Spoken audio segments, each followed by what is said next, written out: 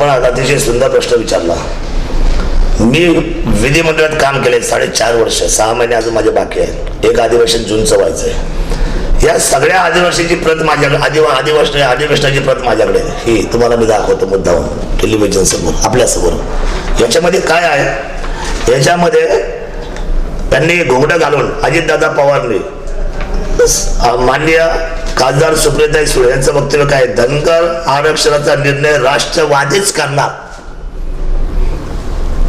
हे त्यांचे नेते राष्ट्रवादीचे सर्व मंडळी, हे प्रकाश शेंडगे धनगर समाज नेते राष्ट्रवादी, जयंत पाटील। मला सांगावं, एका बाजूला तुम्ही सतत अधिवेशनामध्ये भांडायचं की धनगरांना आरक्षण द्या, आणि इकडे आदिवासी बांधवांना काय सांगायचं की शिवाजी आढळराव पाटील बोर्ड घेऊन बाहेर उभे होते।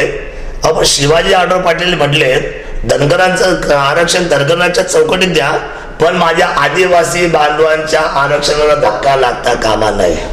मला सांगा, ही भूमिका आहे। आणि आता कालचं स्टेटमेंट बघा ना, किती सुंदर मोदी साहेबांनी ऑल ओव्हर इंडिया स्टेटमेंट दिलेलं आहे। आदिवासी विभागाच्या, आदिवासी समाजाच्या कुठल्याही आरक्षणाला भाजपा सरकार धक्का लावणार नाही, हे माझं वचन आहे।